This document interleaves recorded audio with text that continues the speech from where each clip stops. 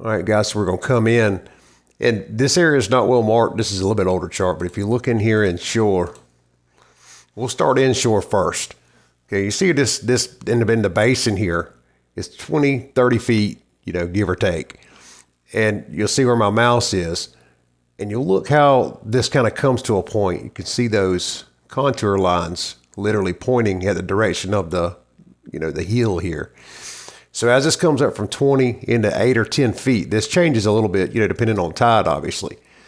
But right here, anywhere it drops off right in here, or excuse me, it climbs up, I should say, out of this deeper water, right here. So what we're going to do today is drop some waypoints on that.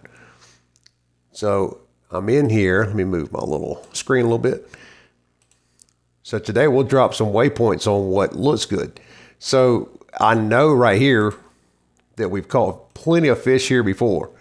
So boom. So right there, I'll let you guys see the coordinates. Assuming you can see this, probably highlighting it doesn't help. Here's your coordinates. Okay, so we'll drop a spot here. All right, we'll go over those again in a minute.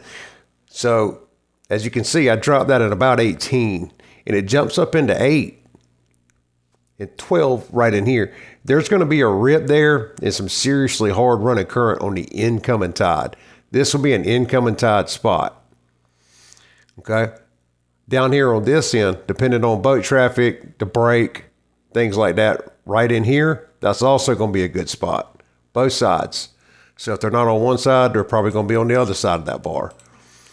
More than likely, though, both sides are going to be just as productive. All right, and then you got right here. If you see this, look at this. There's a dead spot here that runs off of this bar. It comes around, and it's in 8 feet. Okay, that's a good high spot. That's probably the high spot in here, headed back up to this side of the river. Okay, this 18-foot hole here, as it comes off, that's going to be good on the outgoing. All right, so we drop a spot there. Probably incoming and outgoing there. Probably both be good. All right, now let's look over this way. Let's say you got a mean, east-northeast winds coming in. You want to fish more to the south. All right, well, that's no problem. Move the chart up here for you. And we can fish any of this. These changing depths, this is what tangles up bait fish, crabs, whatever. This is what tangles up bait fish, period. And all kinds of forage for bull reds and other fish. So again, we'll refer back to the basin, which comes, by the way, straight from the ocean. Boom, boom, boom, boom, boom, boom, boom, boom, boom, incoming. Look at this. Look at this flattened 7 feet right here. Now it says 12 foot on the waypoint mark here where I dropped a point, but that's going to go into 7 foot. At the lower end of the tide on incoming. This is going to be another good spot. I would say probably an hour or two into the tide, as soon as it starts running good, this spot, all these spots are going to be good. All right. So yeah, okay, let's say you want to move even further to the southwest here. All right, that's fine, because in the middle of this channel, in this 20, 30 foot of water right here, this is going to be good too. They're going to be all around the inlets, and they're called channel bass for a reason. This is why they're called channel bass. They love these channels, and they love to fly up on these flats and eat. They're opportunistic feeders. They're predators. And they go mostly on smell. So I know the water's not ever gin clear in here. It doesn't matter how dirty the water is. Like I've said before, dirty, clear doesn't matter. Okay, I'm going to zoom out. And there's just a few spots to fish there. Okay, I'm going to go out to the edge of the bar. Let's say you have the conditions to fish out here at the end of the dredge dump. Out of the inlet where it comes into 30, 40 foot of water right here. As it comes, okay, let's say we're heading out from the inlet. We're going here. This is us. See my mouse moving. We're headed out. Okay, come on, it's 13. Go to where it drops off. Then turn around and come back in. And I like right here where it jumps up to 13. You're out of the way of everybody. Right there, 12, 13 foot, boom. That's another incoming or outgoing spot, okay? Incoming or ebb. Either tide will be good. This side, you got the same scenario stacking up. In fact, this bar is really big, especially on this side, as you guys know that fish there. You could get right up against this bar in 5 or 6 feet if you want to. This is saying it's around 6. So depending on the tide, that's what it'll be, incoming or outgoing, right here as well. These fish are not scared to go shallow. We'll catch them all up and down the East Coast and the Gulf in 2-3 foot of water up to 35 foot of water. Now, we're fishing shallow here, but that fish is just as likely to pop over here and get into the channel and head inshore as well. They're, like I said, they're called channel bass for a reason. But what's weird is we catch the majority of the fish in the 2 to 3 foot, 4 foot, and 6 foot of water, up to 12. And I'll tell you why. In shallow water, they don't have as many places to go. In deeper water, they can spread out into channels, and it's harder to catch numbers of fish. You get them wound up in this shallower water, man, is it easier to catch them. I mean, you can stand up there. So it's less space top to bottom for those fish to be, and they'll get out on a bar like this. They could be spread out over 400 or 500 yards or more. So you can literally, shooting fish in a barrel. When they cross this, you want to learn that time and be there.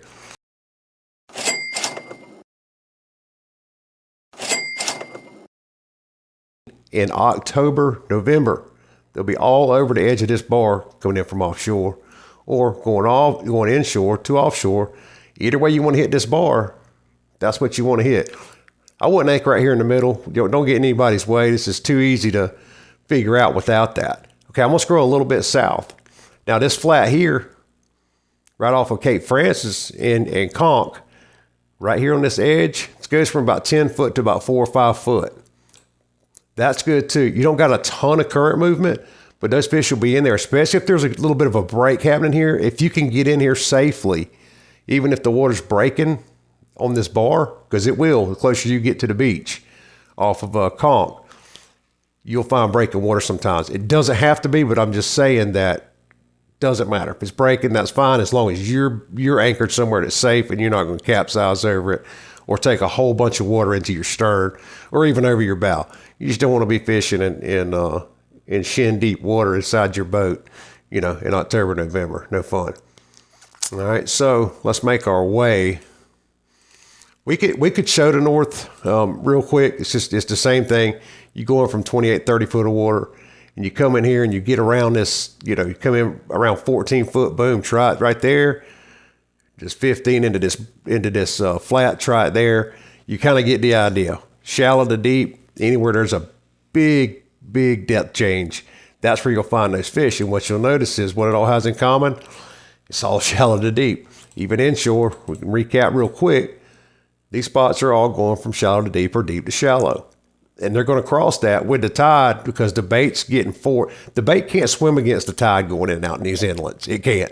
So what does it have to do? The bait has to go with the flow of the tide. And it's going to get pulled across these flats.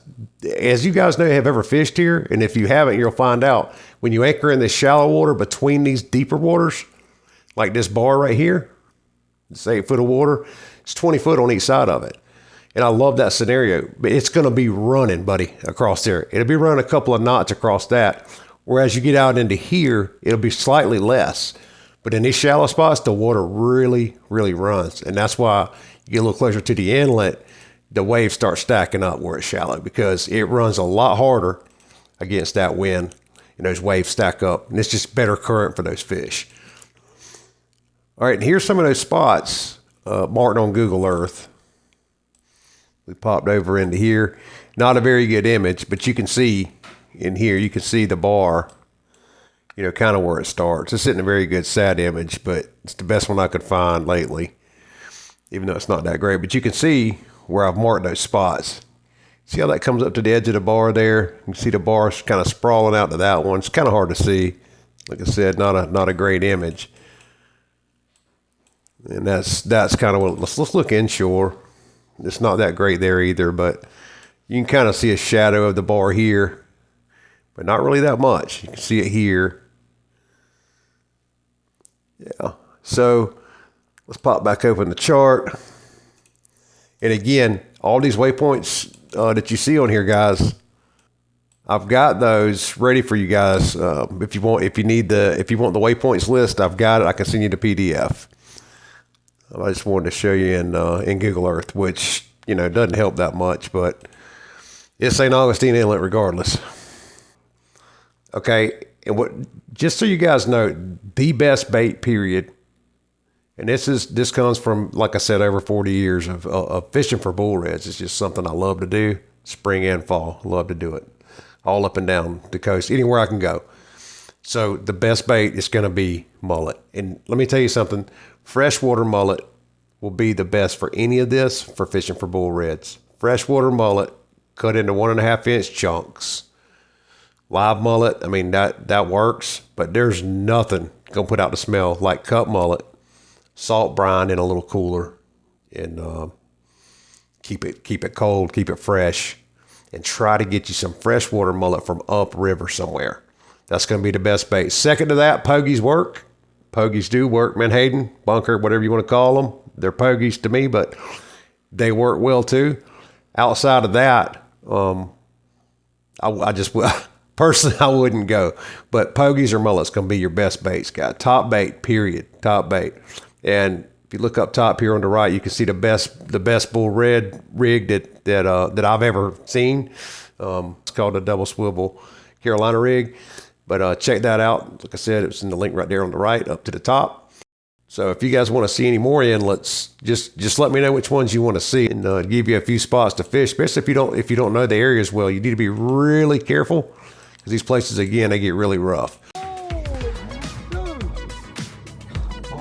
God! Look at me,